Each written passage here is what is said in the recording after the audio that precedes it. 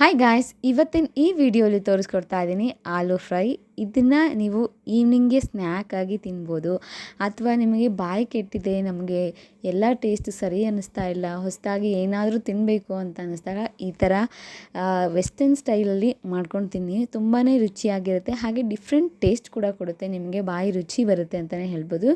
So ಇದು ಮಾಡಲಿಕ್ಕೆ ನಾನು ಏನೇನು ತೊಗೊಂಡಿದ್ದೀನಿ ಅಂತ ಈ ವಿಡಿಯೋಲಿ ತೋರಿಸ್ಕೊಡ್ತಾ ಇದ್ದೀನಿ. So welcome to my channel Sangeetha Samachara. ಮೊದಲಿಗೆ ನಾನಿಲ್ಲಿ 4-5 ಪೊಟ್ಯಾಟೋನ ಕುಕ್ಕರಲ್ಲಿ ವಿಜಿಲ್ ಹಾಕಿಬಿಟ್ಟು 2-3 ವಿಜಿಲ್ ಹಾಕಿಬಿಟ್ಟು ಚೆನ್ನಾಗಿ ಬಾಯ್ಲ್ ಮಾಡಿಟ್ಕೊತೀನಿ ಆಲೂಗಡ್ಡೆನ. ಆಮೇಲೆ ಸ್ವಲ್ಪ ಕೊತ್ತಂಬರಿ ಸೊಪ್ಪು ಹಾಗೆ ಕಾರ್ನ್ಫ್ಲೇಕ್ಸು, ಆರ್ಗ್ಯಾನೋ ಇದರಲ್ಲಿ ಮಿಕ್ಸ್ ಮಾಡ್ತಾ ಇದ್ದೀನಿ. ಇದು ನಾನು ಪಿಜ್ಜಾ ಆರ್ಡ್ರ್ ಮಾಡಿದಾಗ ಸ್ಯಾಶೆ ಈ ಥರ ಕೊಟ್ಟಿರ್ತಾರಲ್ಲ ಅದನ್ನು ಹಾಕ್ಬಿಟ್ಟು ಮಾಡ್ತಾಯಿದ್ದೀನಿ. ಸುಮ್ಮನೆ ರ್ಯಾಂಡಮಾಗಿ ಟ್ರೈ ಮಾಡೋಣ ಅಂತ ಮಾಡ್ತಾಯಿದ್ದೀನಿ. ತುಂಬಾ ಟೇಸ್ಟಿಯಾಗಿ ಬಂದಿತ್ತು. ಸೊ ಹಾಗಾಗಿ ಇದನ್ನು ಯಾಕೆ ವೀಡಿಯೋ ಮಾಡ್ಬೋದು ಅಂತ ಹೇಳ್ಬಿಟ್ಟು ಈ ವಿಡಿಯೋ ತೋರಿಸ್ಕೊಡ್ತಾ ಇದ್ದೀನಿ.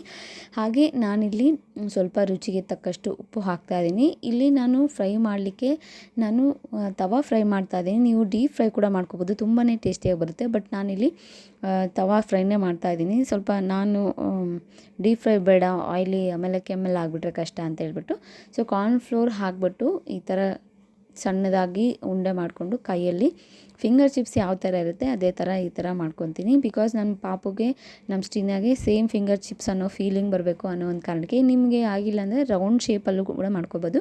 ನಿಮ್ಗೆ ಯಾವ ಶೇಪು ಚೆನ್ನಾಗಿ ಅನಿಸುತ್ತೆ ಆ ಶೇಪಲ್ಲಿ ಮಾಡ್ಕೋಬೋದು. ನಾನು ಈ ಥರ ಸ್ವಲ್ಪ ತೆಳ್ಳಗೆ ಮಾಡ್ಕೋಬೋದಿತ್ತು, ಬಟ್ ನಾನಿಲ್ಲಿ ಸ್ವಲ್ಪ ದಪ್ಪನೇ ಇರಲಿ ಅಂತ ಸ್ವಲ್ಪ ದಪ್ಪ ಮಾಡ್ತಾಯಿದ್ದೀನಿ. ನಿಮಗೆ ತೆಳ್ಳು ಬೇಕಾದರೂ ಮಾಡ್ಕೋಬೋದು.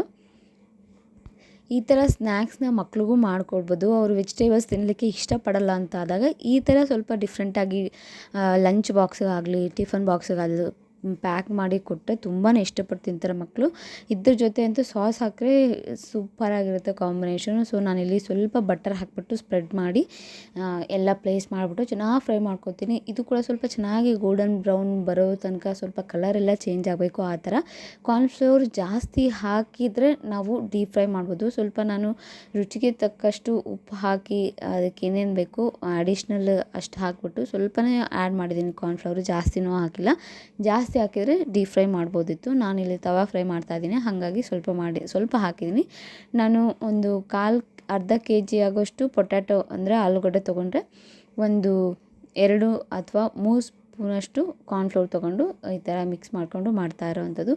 ತುಂಬಾ ಟೇಸ್ಟಿಯಾಗಿ ಬರುತ್ತೆ, ತುಂಬಾ ರುಚಿಯಾಗಿರುತ್ತೆ ಅಂತಲೇ ಹೇಳ್ಬೋದು. ಇದು ಒಂಥರ ಪಿಜ್ಜಾ ಬರ್ಗರಲ್ಲಿ ಯಾವ ಥರ ಇರುತ್ತೆ ಟೇಸ್ಟು ಆ ಥರ ಫೀಲಿಂಗ್ ಬರುತ್ತೆ, ಅದೇ ಥರ ಟೇಸ್ಟ್ ಚೆನ್ನಾಗಿರುತ್ತೆ. ಸೊ ಟ್ರೈ ಮಾಡಿ, ಈ ಥರ ಮಾಡಿಕೊಡಿ, ತುಂಬಾ ಇಷ್ಟಪಟ್ಟು ತಿಂತಾರೆ ಮಕ್ಕಳು. ನಾನು ಮಾಡಿದಾಗ ತುಂಬಾ ಟೇಸ್ಟಿಯಾಗಿತ್ತು. ಸೊ ಐ ಹೋಪ್ ಈ ವಿಡಿಯೋ ನಿಮಗೆಲ್ಲ ಇಷ್ಟ ಆಗಿದೆ ಅನ್ಕೋತೀನಿ. ಇಷ್ಟ ಆಗಿದ್ರೆ ತಪ್ಪದೆ ಥಮ್ಸ್ ಅಪ್ ಕೊಡಿ. ಹಾಗೆ ಯಾರೆಲ್ಲ ಫಸ್ಟ್ ಟೈಮ್ ನನ್ನ ಚಾನಲ್ ನೋಡ್ತಾ ಇದ್ದೀರಾ ಸಬ್ಸ್ಕ್ರೈಬ್ ಮಾಡ್ಕೊಂಡು ನೋಡಿ ಅಂತ ಹೇಳ್ತಾ thank you. Bye, take care.